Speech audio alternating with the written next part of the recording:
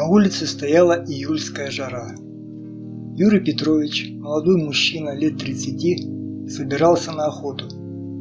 Охотой он называл поиски влюбленных пар или одиноких людей в различных местах для снятия их на видео. Большинство людей ведет себя естественно, когда не знает, что их снимают на камеру. Мужчина этим и пользовался.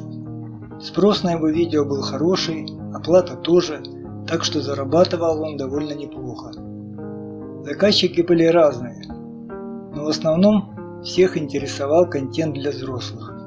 Петрович приложил довольно много усилий в поисках мест, где могли бы быть потенциальные жертвы его съемок. Он составил список мест, интересных для посещения, и все их обследовал. И в итоге оставил всего 2 места. Одно из них – это Пески, за жилым микрорайоном, где планировали строить дома. Туда в свое время навезли город песка для строительства, но потом планы поменялись. А Пески стали излюбленным местом одиноких горожан для получения ровного загара.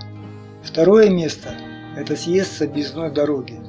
Метров через 30 от дороги была развилка 2 тропинок.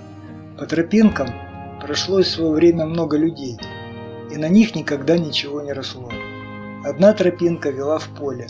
Там любили уединяться разные парочки и любители отдыхать нагишом.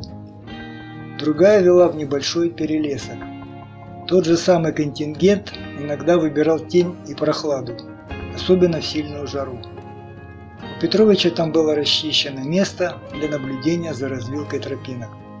Мужчина взял с собой камеру, небольшой бинокль и бутылку минералки. Все это поместилось в небольшую сумочку, которую он повесил на плечо. «Сегодня хорошая погода для охоты», – подумал мужчина и вышел из подъезда. В это время 2 молодые симпатичные девушки проходили мимо него и громко смеялись. «Вот бы на таких нарваться», – размечтался Петрович.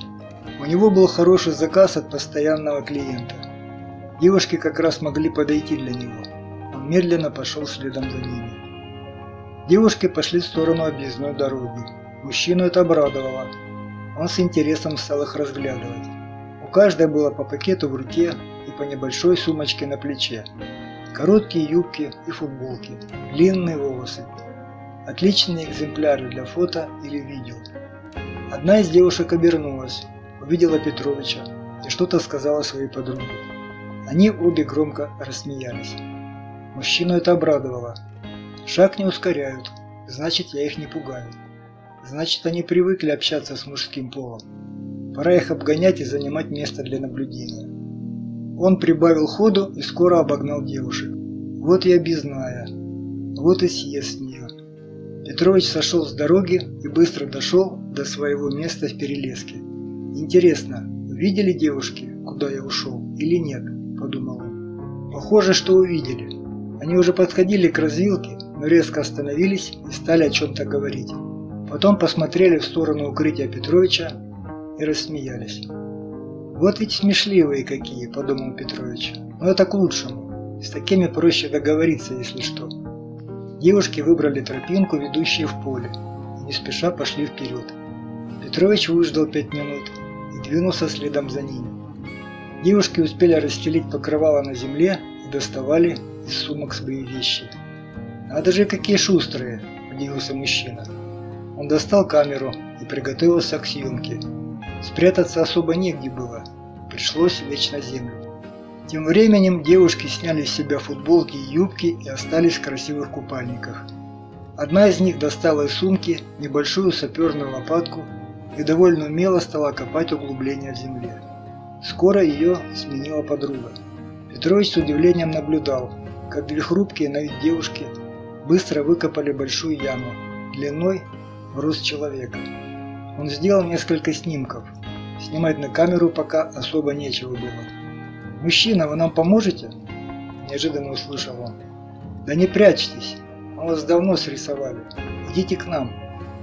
Пришлось идти. Петрович поднялся и пошел к девушкам. «Да я услышал звуки и решил проверить, что происходит», – стал оправдываться он.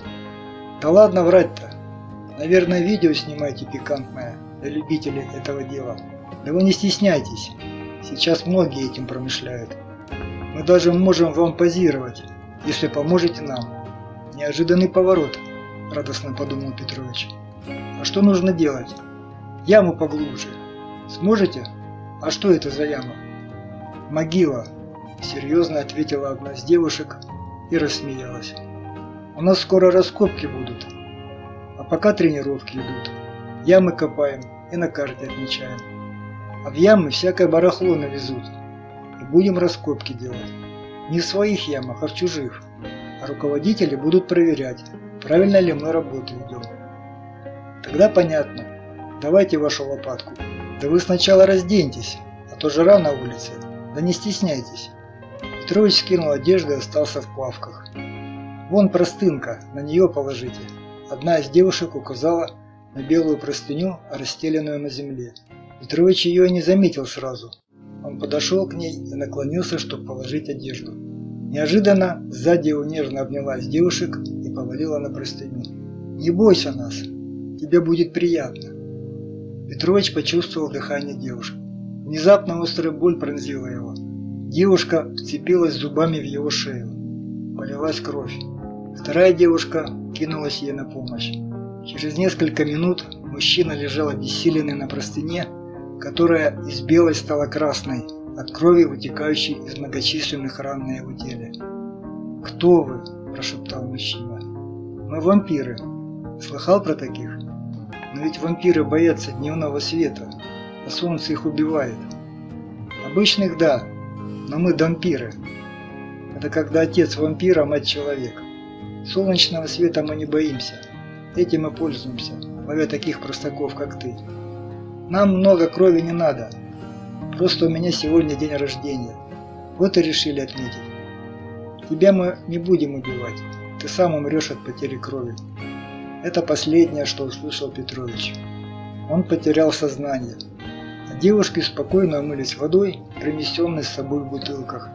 Затем завернули мужчину в простыню и, легко его подняв, сбросили в вырытую яму. Скинули туда же все вещи Петровича и быстро закидали яму землей. Силы у дампиров много. Это им от вампиров передается по наследству. Девушки оделись и пошли назад к развилке. Скоро у одной из них будет день рождения, а значит, скоро будет праздник.